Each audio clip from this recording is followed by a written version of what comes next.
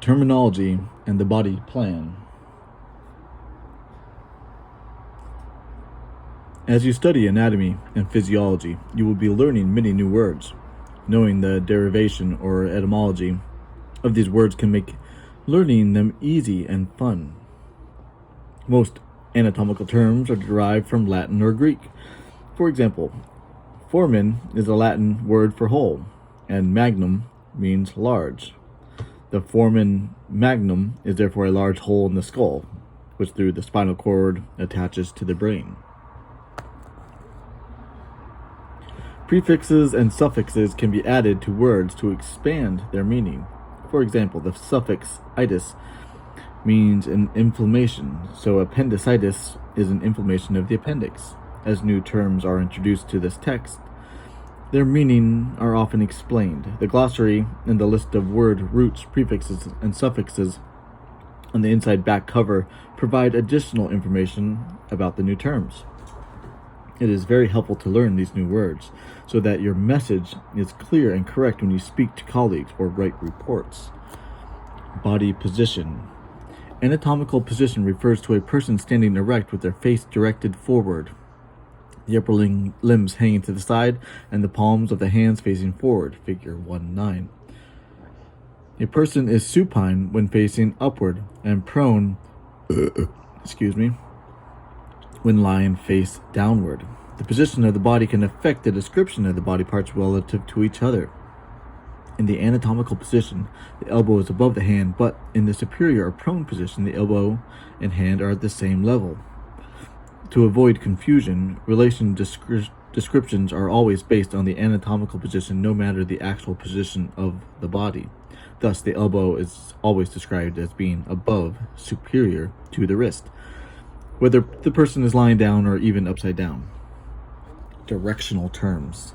Directional terms describe parts of the body relative to each other. Important directional terms are illustrated in figure 1-9 and summarized in table 1-2. It is important to become familiar with these directional terms as soon as possible, because you will see them repeatedly throughout this text. Right and left are retained as directional terms in anatomical terminology. Up is replaced by superior, down by inferior, front by anterior, and back by posterior. In humans, superior is synonymous with cephalic, which means towards the head, because when we are in the same anatomical position, the head is the highest point in the body. In humans, the term inferior is synonymous with caudal, which means towards the tail, which would be located at the end of the vertebrae column in humans' head tails. The term cephalic and caudal can be used to describe directional movements of the trunk, but they are not used to describe directional movements on the limbs. The word anterior means that which goes before, and ventral means belly. The anterior surface of the human body is therefore the ventral surface or belly. Because the belly goes first when we are walking, the word posterior means that which follows, and dorsal means back.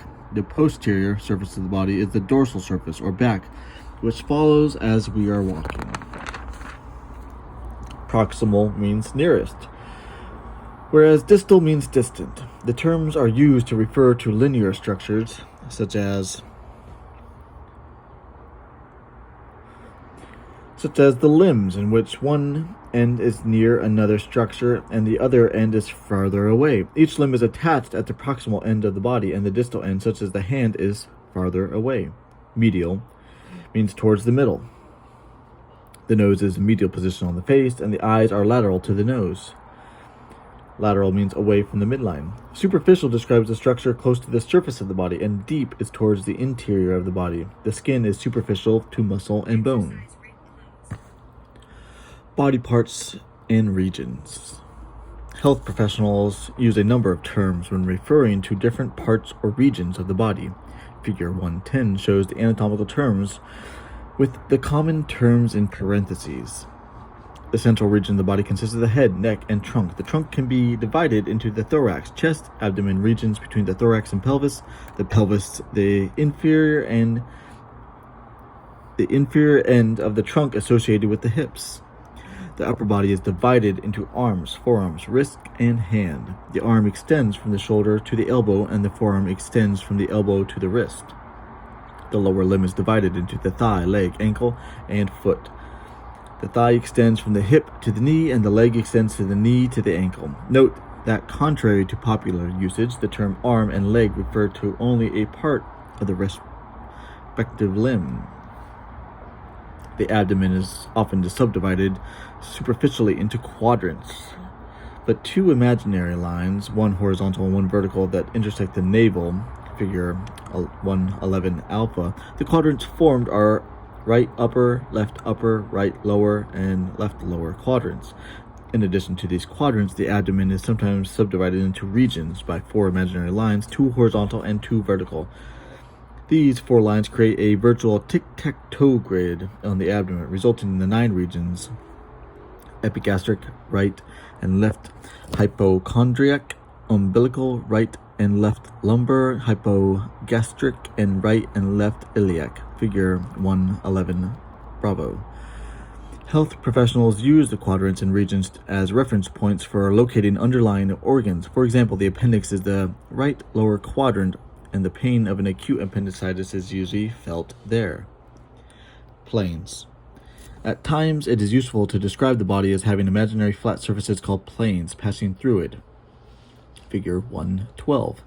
A plane divides or sections the body, making it possible to look inside or observe the body's structures. A sagittal plane runs vertical through the body, separating it into right and left positions. The word sagittal literally means the flight of an arrow and refers to the way the body would be split by an arrow passing anteriorly to posteriorly. A median plane is a sagittal plane that passes through the midline of the body, dividing it into equal right and left halves. A transverse horizontal plane runs parallel to the ground, dividing the body into superior and inferior portions. A frontal coronal crown plane runs vertically from right to left and divides the body into anterior and posterior parts. Organs are often sectioned to reveal their internal structure, figure 113. A cut through the long axis of the organ is a longitudinal section, and a cut at right angles to the long axis is a transverse cross-section. If a cut made across the long axis at other than a right angle, it is called an oblique section. Body cavities. The body contains many cavities. Some of these cavities, such as the nasal cavity, open to the outside of the body, and some do not. The trunk contains 3 large cavities that do not open to the outside of the body: the thoracic, the abdomen, and the pelvic. Cavities, figure 114. The rib cage surrounds the thoracic cavity, and the muscular diaphragm separates it from the abdomen cavity. The thoracic cavity is divided into right and left parts, a median partition called the mediastinum. The mediastinum contains the heart, the thymus, the trachea, the esophagus, and other structures such as blood vessels and nerves. The 2 large lungs are located on each side of the mediastinum. Abdominal muscles primarily enclose the abdominal cavity, which contains the stomach, the intestines, the liver, the spleen, the pancreas, and the kidneys. Pelvic bones enclose the small space known as the pelvic cavity, where the urinary bladder, part of the large intestines, and the internal reproductive organs are housed. The abdominal and pelvic cavities are not physically separated, and sometimes are called the abdominopelvic cavity. Serous membranes. Serous membranes line the trunk cavities and cover the organs within these cavities. Imagine pushing your fist into an inflated balloon, figure 115. Your fist represents the organs the fist represents an organ.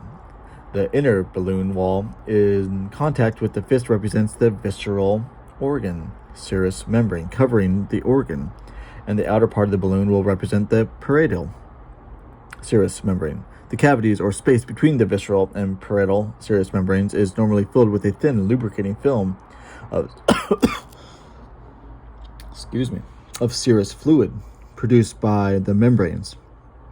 As organs rub against the body wall or against another organ, the combination of serous fluid and smooth serous membranes reduces friction. The thoracic cavity contains 3 serous membranes-lined cavities, a pericardial cavity and 2 pleural cavities.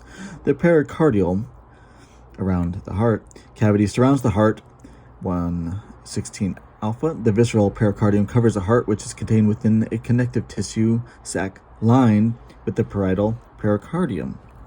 The pericardial cavity, which contains a pericardial fluid, is located between the visceral pericardium and the parietal pericardium. Each lung is covered by visceral pleura and surrounded by a pleural associated with the ribs cavity, figure 116 Bravo. Parietal pleural line the inner surface of the thoracic wall, the outer surface of the parietal pericardium, and the superior surface of the diaphragm.